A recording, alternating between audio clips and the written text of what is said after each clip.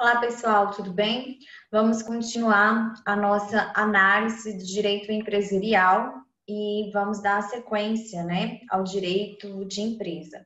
Bom, nós já vimos que por muitas vezes nós confundimos o que é empresa, que é a atividade organizada, né, de circulação aí de bens e serviços, com o estabelecimento, né? A gente tem essa, por praxe mesmo, essa dificuldade da gente fazer essa distinção.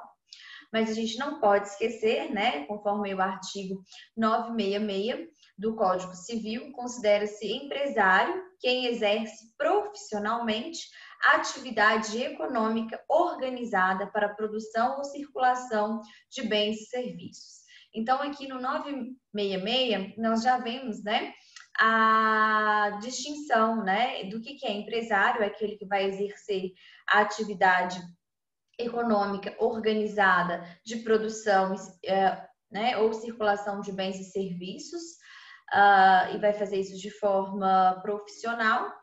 E aqui a empresa, então, seria essa atividade econômica, né? Essa atividade econômica organizada para a produção ou circulação de bens e serviços. Bom, e aqui a gente não pode esquecer, então, o estabelecimento. O estabelecimento, nós temos o seguinte, de fato, nós vamos ter, né, a questão de que toda atividade empresária, ela vai precisar de um estabelecimento, né? Por quê? Porque o estabelecimento, ele é o conjunto ali de bens corpóreos e incorpóreos que vai ser necessário, né? Que são ali os instrumentos para a garantia dessa atividade organizada para a produção ou para a circulação de bens e serviços, né? E aí, a gente pode falar que o estabelecimento, ele é composto de bens corpóreos, né? Então, se a gente vai na sede, né, de uma, por exemplo, ali, de uma sociedade empresária, né? Nós vamos perceber que vai ter mobília, vai ter os utensílios, né? Vai ter ali os automóveis que pertencem à própria sociedade empresária, né? E nós temos também os bens incorpóreos, né? Que são aqueles que nós são imateriais, nós não conseguimos ver ali, né? De forma concreta, porém eles existem, como por exemplo a questão das marcas e das patentes, né? E o próprio nome aí que nós temos, né? Da empresa, né? Ou seja, o próprio nome da sociedade empresária, por exemplo, nome empresarial. Lembrando que o nome empresarial, ele não pode ser alienado, né? Então, por exemplo, se eu tenho um computador dentro de uma sociedade empresária, compõe ali, né? Ele faz parte de todo esse complexo de bens corpóreos e incorpóreos, sendo um bem corpóreo, pode haver a venda, né, a alienação desse computador. Agora, o nome empresarial não, porque o nome empresarial ele tem a característica de ser ali um direito da personalidade, né? Apesar da gente ter a questão do direito da personalidade muito voltado para questão, né, da personalidade civil das pessoas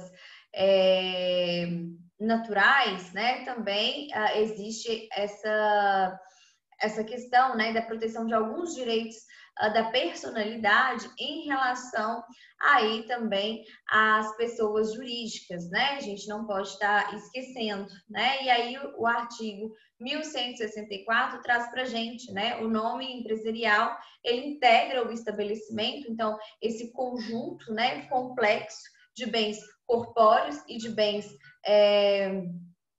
incorpóreos, né? Porém, nós temos aqui, ele não pode ser alienado, ele não pode ser vendido, pois ele é personalíssimo, né? Ele pertence, então, ao rol dos direitos da personalidade, ok? E é tão importante a gente saber, né, essa questão do estabelecimento empresarial, porque isso já chegou até a discussão aí, né, no Superior Tribunal de Justiça em relação se os bens que compõem ali o estabelecimento, eles poderiam ser penhorados, né? Um imóvel que pertence a um estabelecimento que faz parte desse complexo de bens, ele pode ser penhorado, né, para garantir ali o pagamento de uma dívida reconhecida judicialmente. Então, nós já temos decisões, e aí de 2018, que permite essa possibilidade, né? A questão aqui de não ser, né, desde que esse imóvel que compõe ali o estabelecimento não seja um único bem de família, né? Como também não venha a existir outros bens que possam ser utilizados para penhora, né? Se não entrar dentro dessas duas características, é plenamente possível a penhora.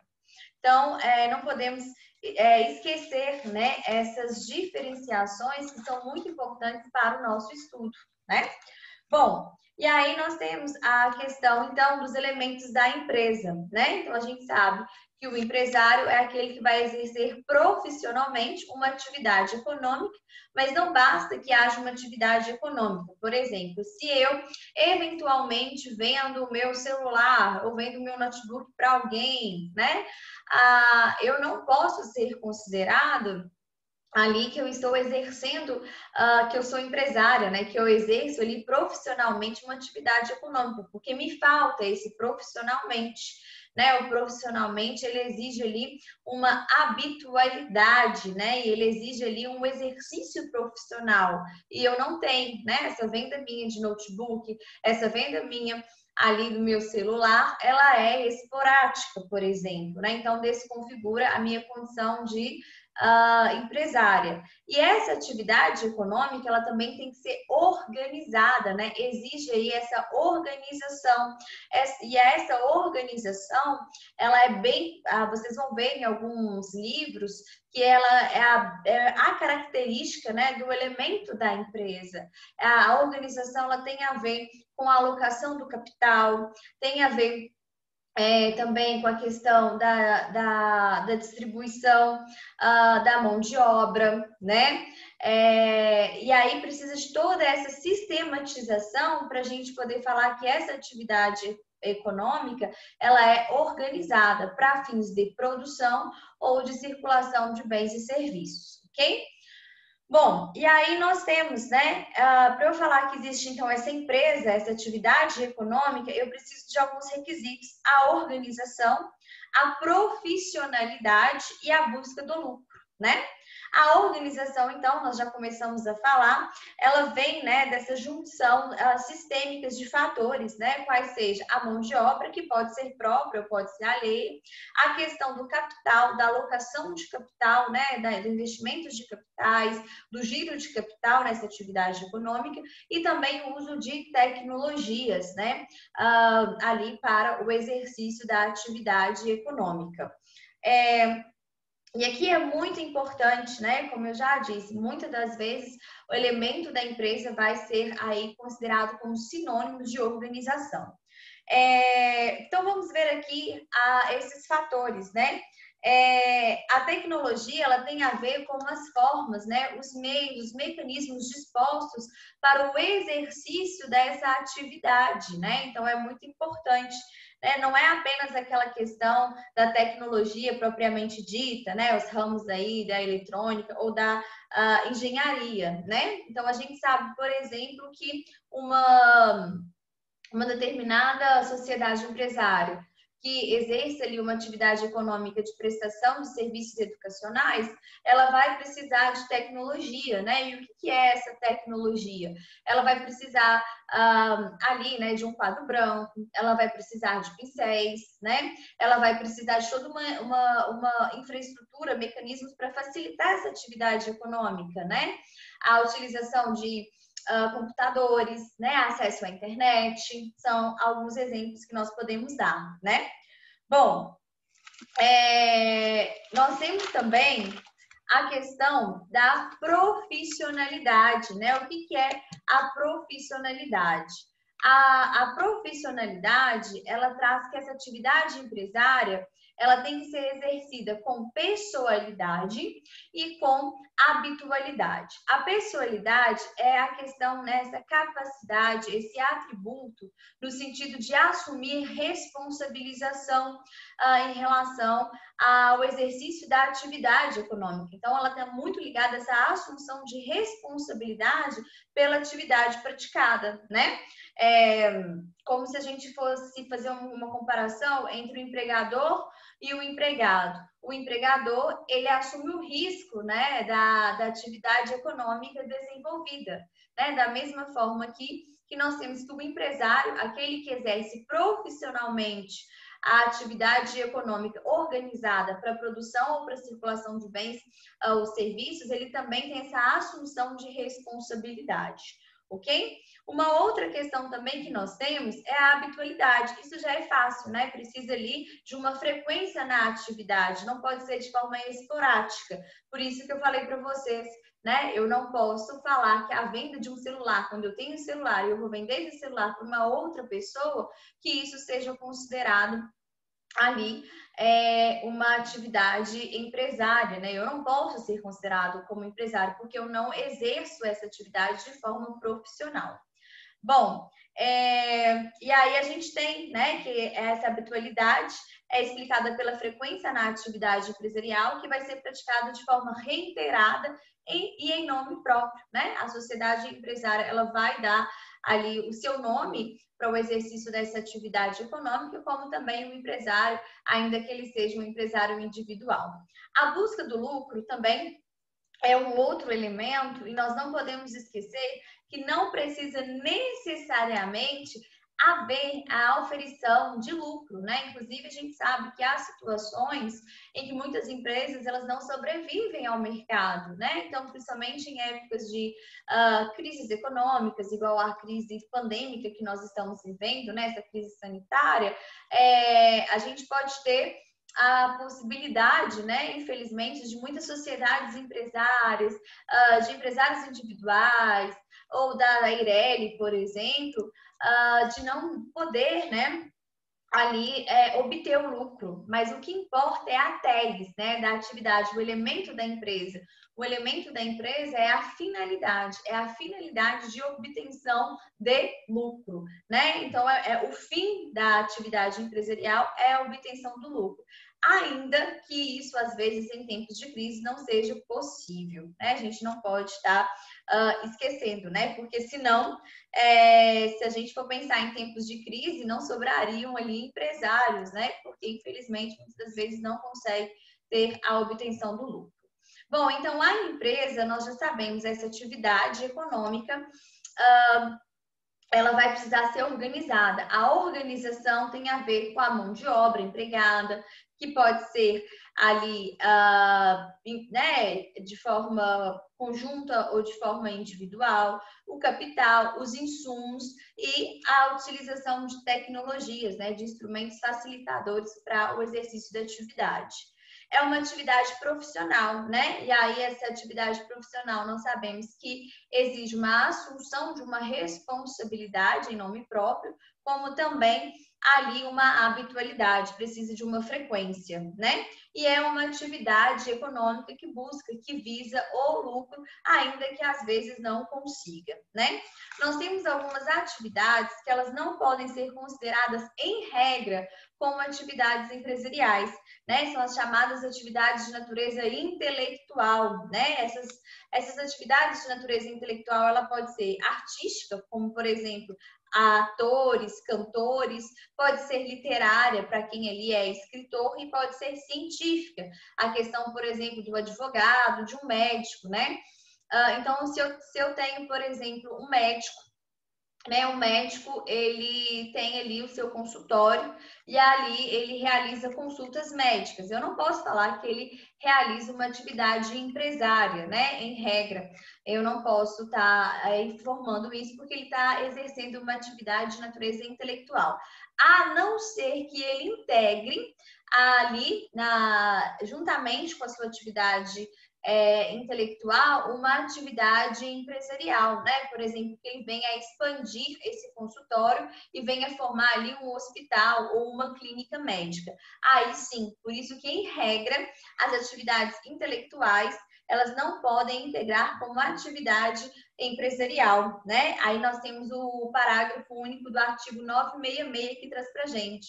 Não se considera empresário quem exerce profissão intelectual de natureza científica, literária ou artística, ainda com concurso de auxiliares ou colaboradores, ainda que esse médico que eu falei para vocês, que tem lá um pequeno consultório, ainda que ele tenha estagiários, né, por exemplo, ou ele tem uma secretária para fazer a marcação de consulta, né, salvo toda vez que eu falo de salvo, é uma exceção, se o exercício da profissão constituir elemento da empresa. Só se no exercício da profissão tiver aqueles elementos que nós vimos da empresa, que é a organização, a tecnologia, a atividade profissional e a questão aí da obtenção, né, da TEGS, da finalidade de obtenção de lucro, né? Então, nós não podemos esquecer dessa situação, né? Então, da mesma forma, né? Eu falei ali para vocês do médico, né? Mas, por exemplo, quem exerce uma atividade profissional intelectual, né, de ser escritor, mas ele passa a editar os seus próprios livros, ele passa a ter pessoas que exercem atividade meio, como limpeza, por exemplo, ele tem vários colaboradores, né, e aí integra dentro da atividade profissional uma atividade de empresa, aí sim nós vamos ter uma atividade empresarial. Mas, em regra, quem exerce uma atividade intelectual não exerce uma atividade empresarial.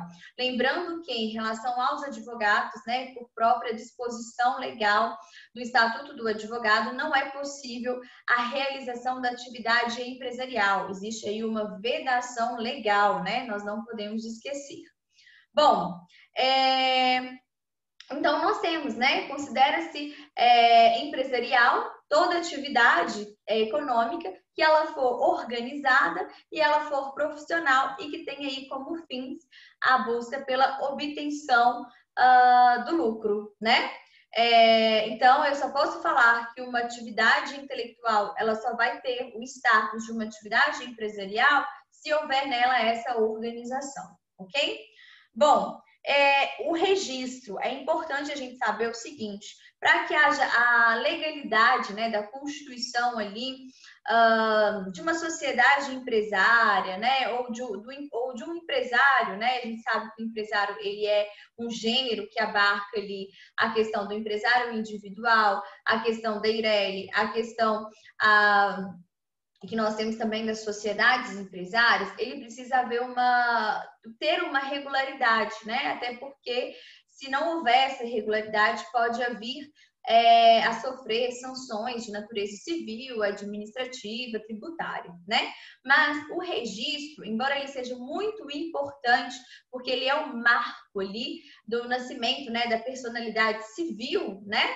A gente não pode esquecer que não constitui elemento da empresa. O elemento da empresa é o que a gente falou, a organização, a questão da profissionalização e a busca ali pelo lucro, né?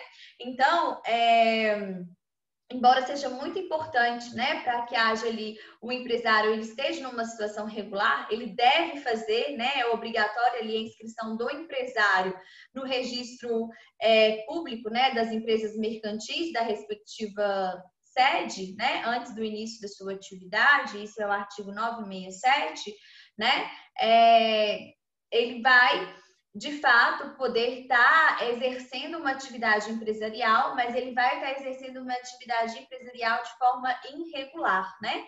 Então, para que ele tenha regularidade no exercício da sua atividade empresarial, ele precisa fazer o devido registro, né, do seu ato constitutivo aí, né, a inscrição como empresário lá no registro público das empresas mercantis que é da sua sede, ok? É muito importante a gente saber também essa distinção. Bom, e o empresário? O empresário, então, a gente viu que ele é considerado um gênero, né? Que vai abarcar o empresário individual, que vai ser uma pessoa física, uma pessoa natural, pode abarcar a Eireli, né? Que é uma pessoa jurídica composta ali por uma única pessoa, né? Que vai ali a representar, né? A gente tem a questão que ela não tem essa questão, né, de pluralidade de sócio, e nós temos a sociedade empresária, que a gente tem a questão da existência, né, de sócios. Bom, não podemos esquecer mais uma vez que quem é considerado empresário é quem exerce profissionalmente a empresa, né? Essa atividade organizada para a produção, para a circulação de bens e serviços. Então, a gente tem que tomar muito cuidado, porque o sócio, né, falar que o sócio ele é empresário, não. O empresário vai ser a pessoa natural, e aí o empresário individual, e vai ser a sociedade empresária, por exemplo, né, que vai compor ali, que vai ser a responsável, né, o titular ali do exercício profissional da empresa, né? Então, quando a gente fala,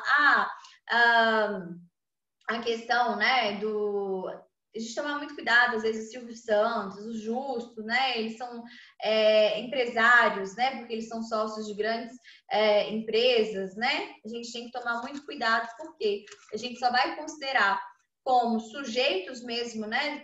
Do exercício da empresa dentro dessa relação, aqueles, né? Que vão exercer de forma individual, o empresário individual, ou na situação da Eireli, né?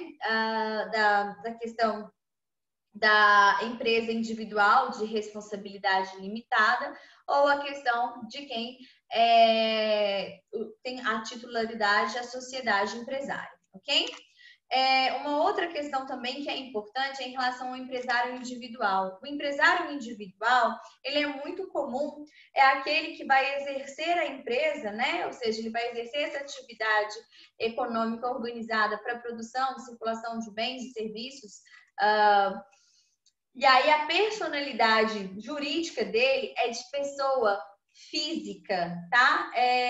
Vai ser a personalidade civil, ela vem, né, naquele sentido que nós já vimos, por ser pessoa física, com o nascimento com vida, né? Então, aqui é importante a gente observar o seguinte: quando eu tenho o empresário individual, eu não estou falando de pessoa jurídica, eu estou falando de pessoa física que exerce uma atividade econômica organizada para a produção ali ou para a circulação de bens e serviços. Bom, o empresário individual, ele vai ter a personalidade jurídica, então, né, de pessoa natural.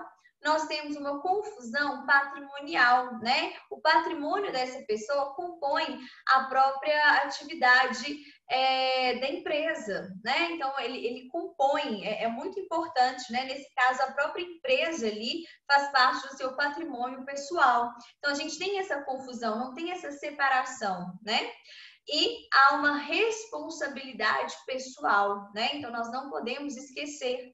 Aí, o empresário individual, a gente vai ver que vai ter várias benesses na lei, né? Inclusive, para incentivar o empresário individual, mas é importante nós sabermos essas características, né? Da questão de que ele é composto, né? O empresário individual é uma pessoa natural, é uma pessoa física, há uma confusão patrimonial e há uma responsabilidade pessoal. Há ali essa confusão do patrimônio, né? O patrimônio, o seu patrimônio pessoal compõe a própria empresa, ok? Bom, a capacidade para o exercício da empresa, né? Em regra, só pode ser ali empresário quem tem plena capacidade, né, de gozo. Então, a gente não adianta apenas ter a capacidade de direito, mas é preciso haver a capacidade de fato, né?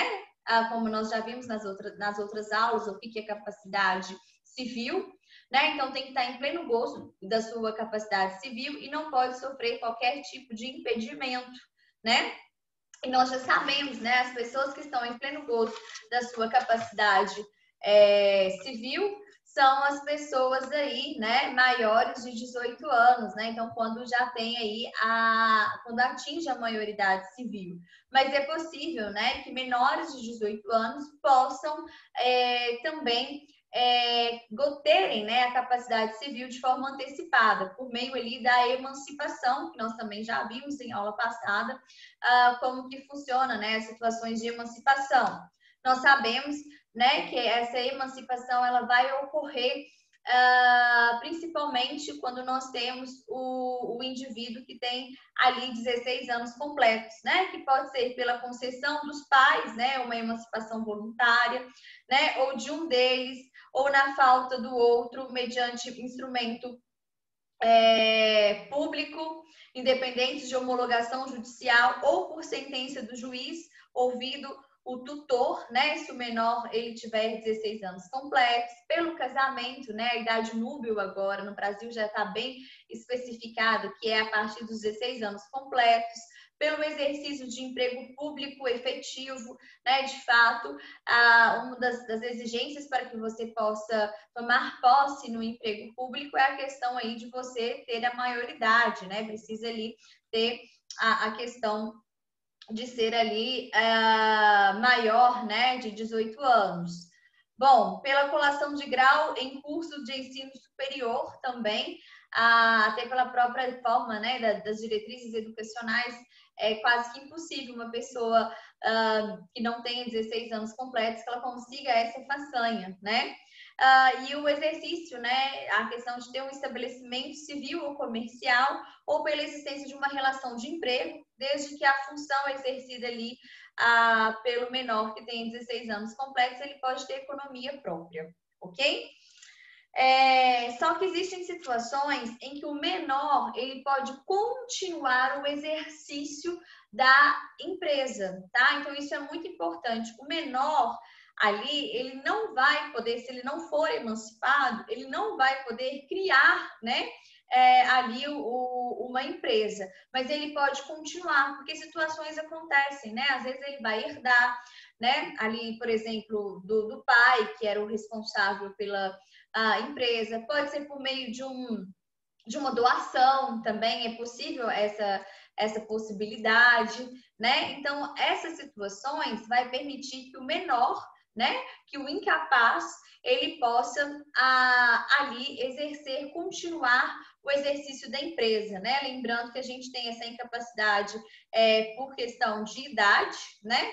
Os absolutamente incapazes, que são ali os menores de 16, os relativamente incapazes, que tem a questão da idade, que é entre 16 e 18 anos, e a questão também que nós temos aqueles, né, que são considerados ébrios habituais, né, são pessoas ali viciadas em tóxicos, né, que causa ali uma situação incapacitante, né, e aquele, às vezes, que por uma deficiência, né, mas a gente tem que entender que essa questão da deficiência, por si só, não vai tornar a pessoa relativamente incapaz, né? Como também já foi explicado em outra aula, porque hoje nós temos o Estatuto da Pessoa com Deficiência, né? Mas, de qualquer modo, se essa pessoa não tem o pleno gozo da capacidade civil, ela pode continuar a atividade empresarial desde que ela seja devidamente ali assistida ou ela seja devidamente representada, né? A questão dos que são relativamente incapazes, eles são assistidos, né? Os que são ali absolutamente incapazes, eles vão ser representados, nós não podemos esquecer. Então, o artigo 974 traz assim para a gente: poderá o incapaz, por meio de representante ou devidamente assistido, continuar a empresa, né, a atividade econômica organizada para a produção ou para a circulação de bens e serviços, né, por ele, que poderia ser exercido por ele enquanto capaz, né, às vezes ele perde, ele tem a perda da sua capacidade de forma superveniente, e aí essa perda dessa capacidade superveniente, ela tem que ser trazida em juízo, né, é preciso que isso seja diagnosticado em juízo, inclusive, né, é preciso que haja ali uma declaração da justiça de que a pessoa tornou-se incapaz, ou então, né, nós temos aqui a questão por seus pais, né, ou pelo autor de herança, né? Então ele vai continuar pelos seus pais, por exemplo, a morte dos pais ou a incapacidade dos pais, né? Ou então por ele ser autor de herança, e há alguns autores que permitem também essa possibilidade de continuar a empresa por dação em pagamento, pelo fato de doação, né? E aqui é importante que para que ele possa continuar a empresa, precisa da autorização judicial, né? Por que ele pode continuar? Por que existe ali essa exceção? Porque a gente sabe que a atividade econômica, ela interfere no mercado, né? Econômico, envolve também vários trabalhadores, né? Então, às vezes, extinguir, finalizar essa atividade empresária pode trazer prejuízos não só ali para o próprio sujeito de direito, né? Que vai exercer profissionalmente a empresa, mas também os seus colaboradores. Então, o juiz ele leva em consideração todas essas circunstâncias para saber, né, se vai ser possível ali a continuidade dessa atividade por meio ali do incapaz. Então, é o parágrafo 1º do artigo 974 do Código Civil. Né? Lembrando que vocês podem acompanhar, é só vocês colocarem lá no Google Código Civil, vai aparecer para vocês Planalto, é só vocês clicarem que vocês têm acesso ali a esses artigos. Então, no caso desse artigo, precederá, então, é necessária a autorização judicial após o exame das circunstâncias e dos riscos da empresa, bem como da conveniência em continuá-la, podendo essa autorização dada pelo juiz ser revogada, né? Ouvidos pais, tutores ou representantes legais do menor ou do interdito, né? O interdito é aquele que é incapaz, não por questão de idade, mas por essas questões de ser habitual, essa questão ali de ser viciado em tóxico, essa questão, às vezes, também de uma doença que vai ser incapacitante, né? Sem prejuízo, obviamente, né, gente? Sempre preservando os direitos adquiridos por terceiro. E aí vocês devem estar me perguntando por que é possível continuar a empresa ainda, né, que seja por um incapaz, né, desde que ele seja devidamente representado ou assistido. Porque nós temos o princípio da preservação da empresa, tá? Então tem esse nomezinho que às vezes pode cobrar em prova para vocês, né? E aqui há uma preocupação por ele ser incapaz, em que a gente tem o chamado patrimônio de afetação. O que é isso? Quando ele vai, né, continuar a empresa, os bens que ele possuía antes dele iniciar, né, dele continuar essa atividade, vai ser preservado, né? Até porque a gente não pode esquecer que o incapaz também está numa situação de vulnerabilidade. E aí nós temos o 974, parágrafo 2º do Código Civil, que nos fala isso. Não ficam sujeitos ao resultado da empresa os bens que o incapaz já possuía ao tempo da sucessão ou da interdição, desde que estranhos ao acervo daquela, devendo tais fatos constar no alvará que conceder a autorização. Então, o juiz, quando ele concede a autorização para que o incapaz ele possa continuar o exercício da empresa, ele já vai fazer esse patrimônio de afetação, ele já vai separar quais são os bens do incapaz antes ali da continuidade da empresa, tudo bem?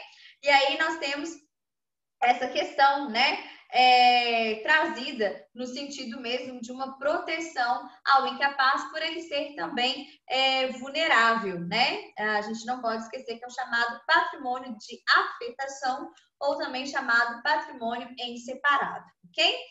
Inclusive, há uma possibilidade agora, com a Instrução Normativa de número 55, de março de 2019, que o incapaz, ele pode continuar uma EIRELI, né? Uma empresa individual, que nós sabemos, de responsabilidade limitada, que depois nós vamos ver as suas características, né?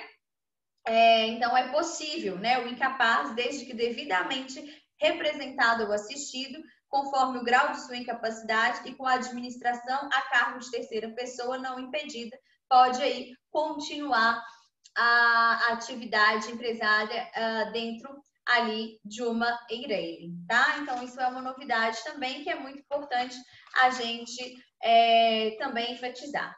Por fim, a gente tem também que não basta, né, que esse empresário que seja pessoa natural ou que seja pessoa jurídica, que tenha aí o pleno gozo, né, da capacidade civil, não basta a capacidade, é preciso que ele não seja também impedido, né? Então, se houver alguma situação de impedimento, o que ele pratique pode ser considerado como válido, mas ele vai sofrer a responsabilização pelos seus atos. E aí nós temos, né, em várias leis previstas, por exemplo, pessoas que não podem exercer uma atividade empresária, né? Então nós temos, por exemplo, senadores e deputados previstos na própria Constituição Federal, quando da sua posse, né? Alguns servidores públicos, alguns que pertencem ali às Forças Armadas, né? O Exército, a Marinha, a Aeronáutica, né? E também aquele que é falido, que não conseguiu a sua nova reabilitação, né? Então, essas pessoas, elas são impedidas. O ato praticado por elas vai ser válido, obviamente, porém, eles vão sofrer a responsabilização por seus atos pelo fato deles serem ali impedidos, né? Então, é muito importante a gente trazer isso para o nosso estudo, né? Então, vai existir em leis e vai demonstrar quais são as pessoas que são impedidas, apesar de terem, né, plena capacidade civil, né, mas elas não podem exercer uma atividade empresária devido ali a uma vedação, principalmente de natureza legal, ok? Então, a gente fica por aqui. A gente já tem essa distinção, né, do que é empresa, o que é o empresário, o que é o empresário individual, o que é um estabelecimento, né? E nós já sabemos também que o nome empresarial compõe o estabelecimento, porém ele não é passível de alienação, né? Eu não posso vender ali esse nome empresarial, eu não posso alienar, porque ele faz parte de um direito personalíssimo. A gente fica por aqui, até a próxima aula. Um beijo para vocês.